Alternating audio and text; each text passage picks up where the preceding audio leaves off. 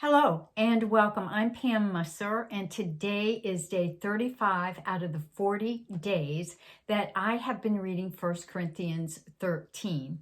If you're just joining in, this is a message about love, about God, and about God speaking to us. It's been about that still small voice within us. Yesterday, I mentioned how God is always speaking to us, whether you believe in God or not. God is always seeking us, beckoning to us, trying to guide us and protect us. Today, I have a story, a true story, about how I did not listen to that voice and how on the particular day that I did not listen to that voice, it was very, very loud within me. I was 25 and I was just getting reacquainted or acquainted with God, if you will, and I was not into the Jesus Christ part of it yet. On this particular night, I needed to go to the grocery store, which I never did. I never went grocery shopping at night for whatever reason. It just didn't make sense to me. However, on this particular evening, I did. I was living in an apartment complex at the time. I pulled into the parking lot. Of course, it was dark. It was windy. It was winter. There was parking lot lighting casting all different shadows around the parking area. And when I was getting ready to get out of my car, I heard a very, very loud voice say, "Do not get out of the car." I quickly dismissed it, saying, "Oh, it's my imagination. I am so tired. I just need to get into the house, into the apartment." It was winter, like I said. I had a very heavy coat on. I was carrying my purse, and I had these two big bags of groceries. And I'm just 5'2", and I didn't weigh that much then. So I was small. I was petite.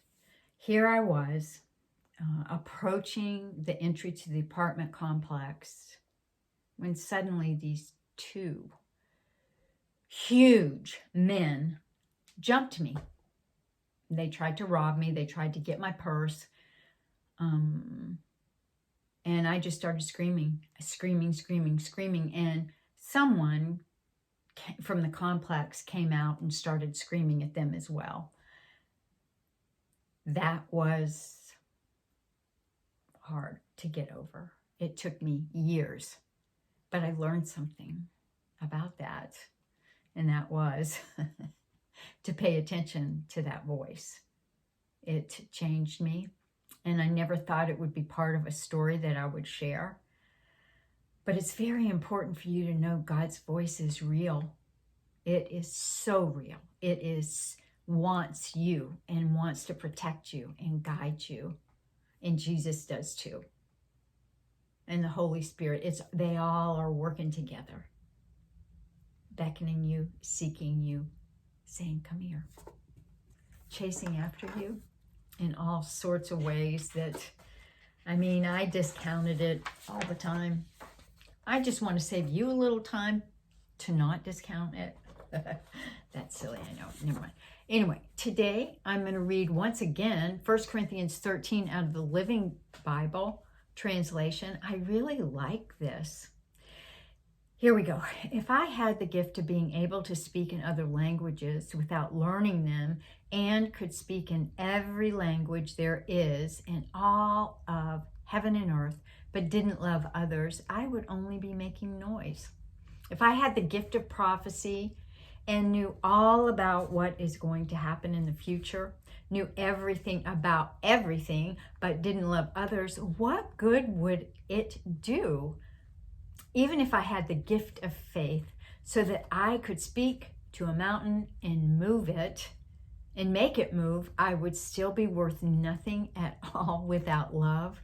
If I gave everything I have to the poor people, and if I were burned alive for preaching the gospel, but didn't love others, I would be of no value whatever.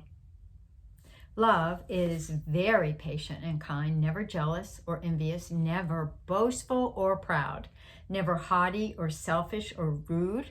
Love does not demand its own way. It is not irritable or touchy. It does not hold grudges and will hardly even notice when others do it wrong. It is never glad about injustice, but rejoices whenever truth wins out. If you love someone, you will be loyal to him, no matter what the cost. You will always believe in him, always expect the best of him, and always stand your ground in defending him. All the special gifts and powers from God will someday come to an end, but love goes on forever. Someday prophecy and speaking in unknown languages and special knowledge, these gifts will disappear. Now we know so little, even with our special gifts, and the preaching of those most gifted is still so poor. But when we have been made perfect and complete, then the need for these inadequate special gifts will come to an end, and they will disappear.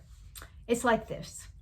When I was a child, I spoke and thought and reasoned as a child does. But when I became a man, my thoughts grew far beyond those of my childhood.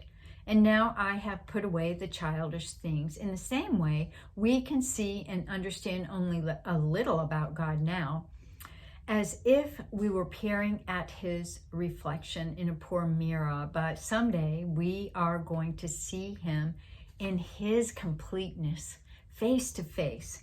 Now all that I know is hazy and blurred, but then I will see everything clearly, just as clearly as God sees into my heart right now. There are three things that remain: faith, hope, and love. And the greatest of these is love.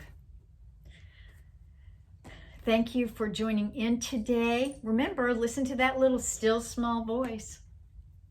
Peace.